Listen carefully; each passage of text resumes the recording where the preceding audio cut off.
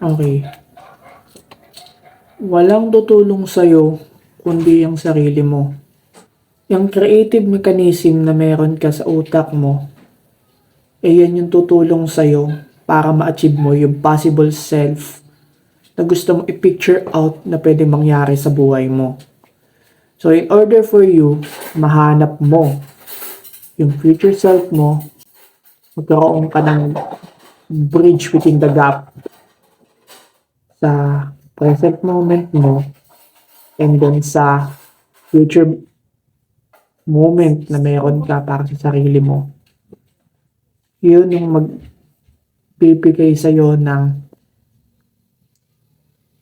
outcome para maabot mo yung mga results na gusto mo.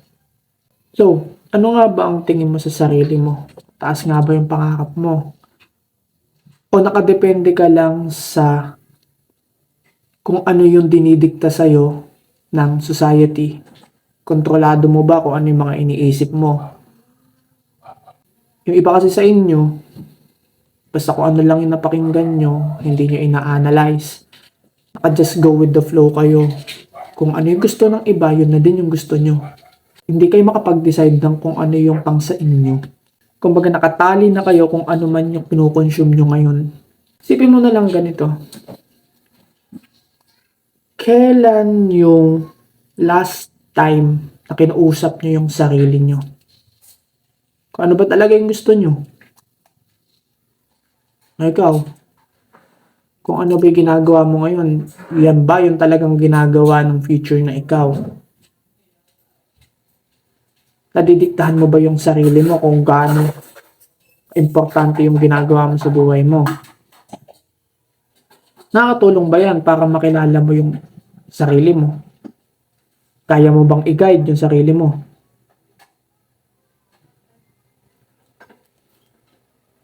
Once na hindi mo makita kung ano yung gusto mong kunin ngayon at napilitan ka na lang, hindi naman talaga yan yung gusto mong tahakin, hindi naman talaga yan yung nakakapag pakita sa'yo ng passion mo. For what reason pa para kunin mo yan? The moment na pinursu mo yung sarili mo is the moment na lumalabas yung mga opportunities. Isipin mo na nga lang, lahat na nangyayari ngayon is just for the test ng buhay mo. Isipin mo, gaganda ba yung buhay mo? O ang boring ng buhay mo kung iisipin, hala, ito yung problema ko eh. Paano yung problema? Okay? So, saan lang ba umiikot yung mundo mo? Tingnan mo, yan ba yung mundo na gusto mo? Masaya ba yan? Ikaw, hindi mo kayang i-pursue yung mga trip mo. Ikaw ang magdidikta ng buhay mo.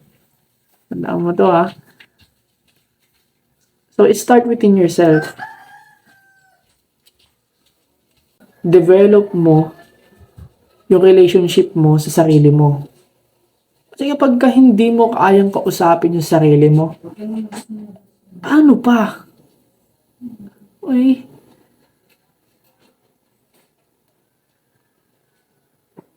Once na hindi ka na nga naintindihan ng karamihan, ibig sabihin lang nun, kinokontrol mo na yung sarili mo, okay? Pinopursu mo na yung sarili mo. Kasi, every individual is unique.